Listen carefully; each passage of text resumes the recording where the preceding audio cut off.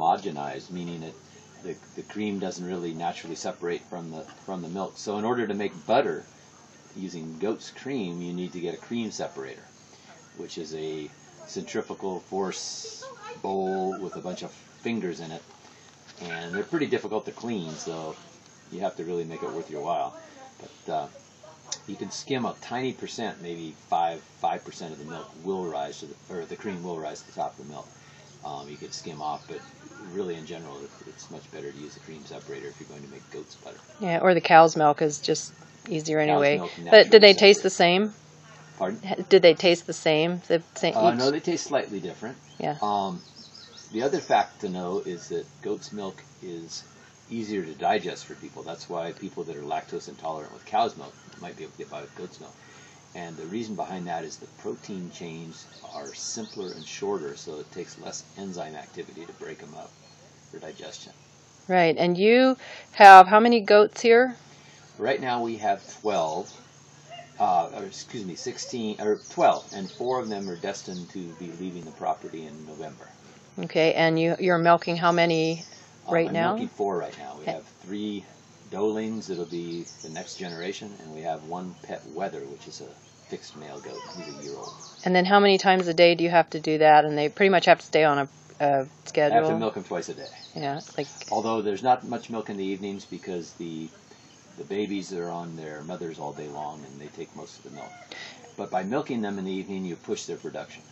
And then you do, in addition to drinking the goat's milk yourself, you provide it to other people in the area and also make primarily cheese. Milk sales, and the surplus milk I make into cheese and sell the cheese. Okay, so we're going to take a look at milking the goats and also your cheese production facility right here on your farm.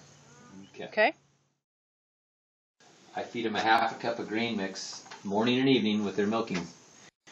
It's half Farina goat chow, half dry cob, and they each get that. They get as many alfalfa pellets as they can eat. That's kind of acts as filler for them. And I also give them sunflower seeds because that's good for their coats. A little bit of oil in there and stuff. And so they get a few of those.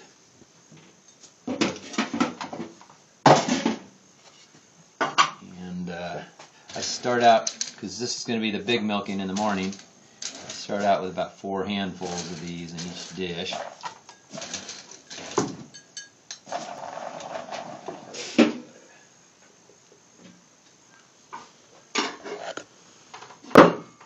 Come on, Lily, here you go. Come on, Lily. She's about 7 or 8. She had a little trouble kidding this spring, so I'm not sure if I'm going to breed her again or not. They usually live about 10, 11 years, you know. But she's got a pretty good udder on her. And she milks out pretty quick. And there's no, everything's pretty cleaned up here, stuff, so.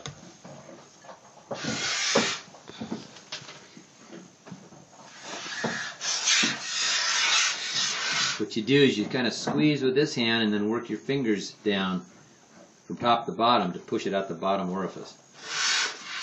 And you let up to let a little more down into the teeth.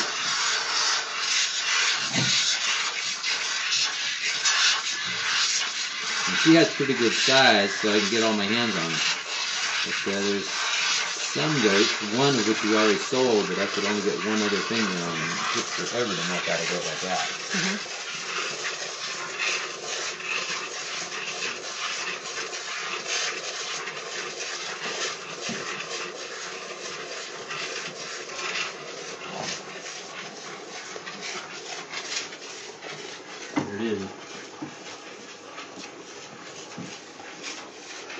She's keeping busy. I got to keep her busy. And after a while, you want to kind of massage the udder and stuff, get a little more down. If you've seen little goat kids, they'll actually pound on the udder to try to get more down.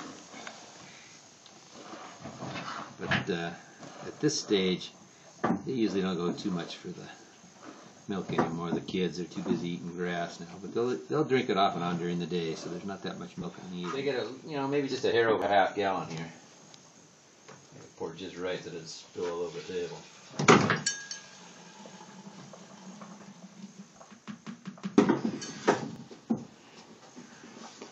Be good goat, Lily.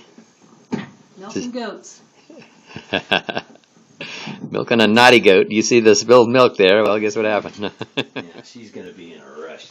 Come on, Lily. Come on, here we go. And, I just take a milk filter, fold it in half, and then fold it almost to a quarter, and I staple it to hold its shape. And I also use a funnel to keep it from flopping around or anything. And then I'll just pour the milk through that.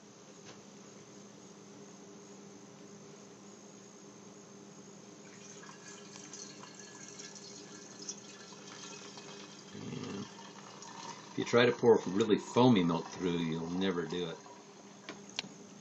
In fact, I may have my assistant here grab it. No, I think I'll get it all in here.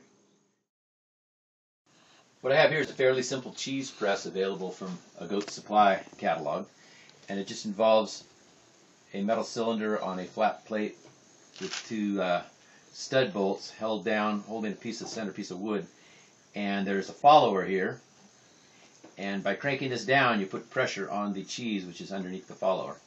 And it comes with two available sizes. This is 6-inch diameter. There's also a 4-inch diameter that comes. Simple, just put 2.5 gallon milk in a 2.5 gallon container, because that's the size I happen to have. And that fits pretty well into the 6-inch diameter press.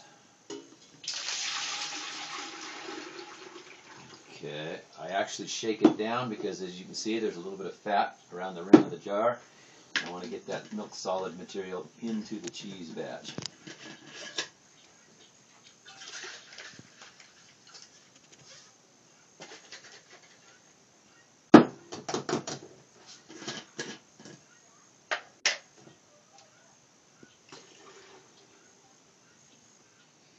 Now, 2.5 gallons of goat's milk will make how much cheese? During the spring and summer months, when the goats are getting a lot of liquid in their diet through the wet grass, it'll make about 2.5 pounds of cheese. In the winter, when they're eating dry hay, the milk gets more concentrated. 2.5 gallons of milk will make nearly 3.5 pounds of cheese. Same amount of milk, but it's just more dense milk. And when you make the cheese and you get it to curdle and everything, the leftover liquid is what? What do you do with that? It's called whey. When we had pigs here, we fed it to the pigs. They would fight over it. Right now I give a little to the chickens, a little to the dogs, and the excess goes onto the garden. Because it's highly. And the thermometer's for what? So that I know the right temperature to take it off at. Which, the type of curdling I'm doing, I use a white vinegar, and the temperature is between 190 and 200 degrees when I take it off and put the vinegar. And I use about 1.25 cups for 2.5 gallons of milk, and stir it in real well, and that curdles it. It's set up there. That'll cook there. I will set a timer now as a reminder to check the temperature. It'll get a bit of a layer of foam on top when it gets near temperature. And I heat it to nearly 100 degrees, 190 to 200 degrees, somewhere in there. And that process does pasteurize the milk. Okay. As you see, there's getting a bit of a foam on top now, so let's get close. Yeah, it's about 197, so that's just about right. So I'm going to be pulling that off here in a second. I use 1.25 cups of white vinegar. Right there.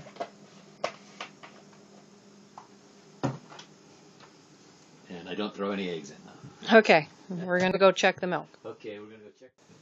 Hot milk in here now. I take this out of here.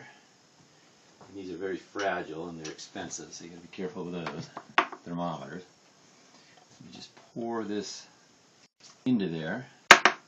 That's the vinegar. Stir it pretty good. You want to stir it for at least about a minute or so to get all that worked in there. And as you can see, it's curdling the milk. See, it's broken it up there. Basically, it's taking almost all the solids out of it. And the leftover yellowish liquid in there is called whey. And, that has a fair amount of minerals and salts in it.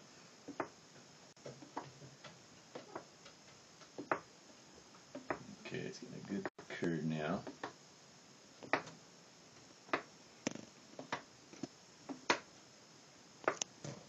Okay. And you want to use, when you cook the milk like this, you want to use a fairly thick bottom pan so it doesn't burn on the bottom. Okay, now I'll put the lid back on. I'll let that sit for a little bit, and then we'll deal with it in a second. There's 3 important considerations in order to keep good quality milk. One is cleanliness. You want your containers clean, you want the milking scene fairly clean, you want your hands clean, and to keep the milk clean. And the next thing to do, to consider, is the level of protein. Goats need about 16 or 17% protein in their diet to get a good quality milk. And the third thing is you don't want to keep a buck goat in the herd, in the milking herd, because that odor of the buck goat will be picked up in the milk. First thing I do is I scoop this curd, which is floating on top of the whey. I'll scoop that and get it out of there and put it into the colander to start draining, the draining procedure.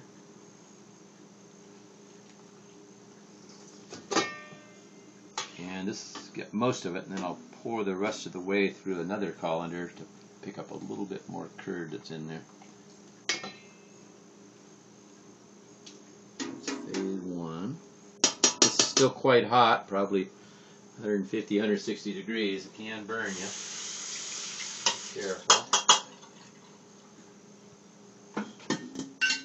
This is going to be the one we're not going to do anything tomorrow with it, until tomorrow with it, after the curds drain overnight. This is going to be, if I were making the pressed cheese in a little while, I would put that in another bowl, cut it up, add the stuff, and put it in the press. Okay. But instead, I'm going to wait till tomorrow. So this just sits overnight. Sits overnight in the fridge. Not in the fridge, no. Just in sits the out room there, on. which is cool. Okay. But I don't even think about what I do usually now anymore. Just breaking it loose and putting it in here. This is just, I cut it just to get it out of here. It's much easier to get it out of here in 4 pieces than it is trying to get it out in 1. And, you know, every little bit helps, so scrape off that. Oh, yes, that sound. I just kind of work this through here to chop it up. I mean, this is pretty simple. It just takes a while to get, you know, the big pieces down to small pieces.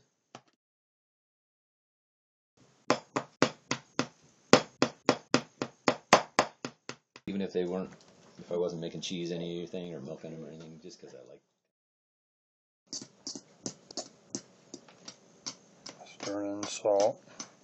Yeah. Well, that for this much, this came from 2.5 gallons of milk. 2.5 gallons of milk made this, and you put in what, 4 teaspoons of salt? 4 teaspoons. I have one customer that has salt issues. He has me make cheese, the pressed cheese type, with no salt at all. He first tried half as much salt, and then they said, and they're quite happy with it, he and his wife. But I told him, you know, if I'm going to make him that cheese, he has to get the whole round, and it keeps real long. You know, once it's cut up and put in this bag, because I don't want to try to get other customers to deal with a cheese that's different from my predictable, you know.